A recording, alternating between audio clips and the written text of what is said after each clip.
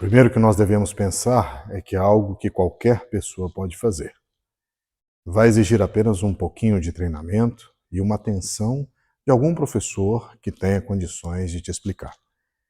Eu vou tentar te mostrar alguns conceitos básicos para que você possa conseguir fazer esse tipo de corte, tá? A ideia aqui central é não existir o impulso da katana, e sim somente o seu hara é quem tem que descer.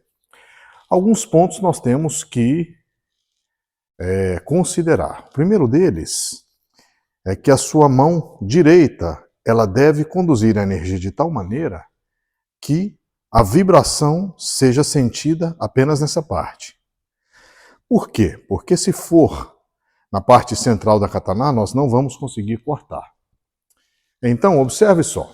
Quando eu coloco a katana neste movimento, né, ou nesta posição, aqui eu já não posso mais subir. Eu tenho apenas que descer. E para descer, eu devo centrar o meu hara de maneira como se eu quisesse que o meu umbigo tocasse o chão. Em seguida, toda a força deve ser concentrada na mão esquerda para que a mão direita apenas descenda o corte. Então, observe só. Tá? Nós não podemos ter nenhum tipo de impulso, porque senão não seria o corte correto. Observando se a sua técnica foi satisfatória, se o resultado esteve pelo menos dentro dos padrões que você está buscando. Eu vou te explicar alguns detalhes importantes.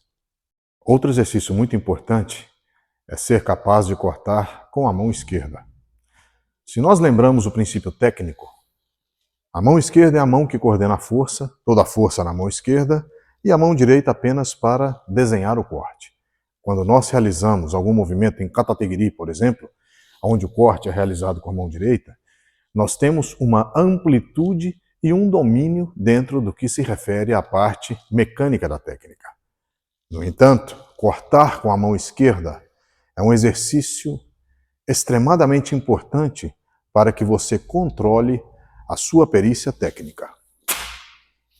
Nós devemos sempre observar e reavaliar, uma vez que o princípio da técnica não pode ser alterado sendo uma mão ou outra. Da mesma forma, eu devo ser capaz de cortar com a mão direita. Se nós levarmos em consideração que a mão esquerda, neste caso, executa a parte yang, sendo o lado yin do corpo, nós vamos ter um equilíbrio distinto. Nós vamos ter uma tensão dentro de uma variável específica. Por isso, a mão direita, sendo o lado yang do corpo, ela deve estar completamente relaxada para que nós tenhamos um equilíbrio favorável dentro daquilo que nós buscamos sobre um movimento relacionado ao corte. Distintos mestres, meus professores mesmos, falavam que a parte baixa do hara é a parte que deve estar com o maior peso no corpo, e a parte alta deve estar extremadamente relaxada. Uma vez que o meu braço está relaxado, somente no final existe uma pequena contração partindo do centro para a periferia. Se eu consigo realizar desta forma a técnica, fazendo com que a vibração esteja apenas na parte do ksaki, eu vou ter uma condição de realizar um corte considerado satisfatório. Você pode treinar isso de uma maneira muito interessante. Você pode ter algum objeto para golpear, pode ser um pneu de um carro, né? Nós utilizamos muito pela parte do rebote, ou mesmo um bambu ou um feixe de madeira, e você vai começar a perceber que durante o seu golpe, qual é a reverberação do movimento.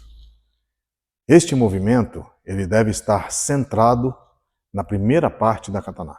Ele não pode passar da metade da lâmina. Se a vibração passa da metade da lâmina, o seu movimento está errado. Então você deve concentrar de tal maneira que somente a ponta da katana sinta a vibração de onde você está colocando a força. Esse é um primeiro exercício para que dentro de outros tantos você possa alcançar uma técnica firme, excelente e satisfatória. lembrando que qualquer pessoa com um bom treinamento, com um bom direcionamento, é capaz de realizar excelentes cortes e principalmente entender o mecanismo do Haragei dentro da prática do corte com a katana.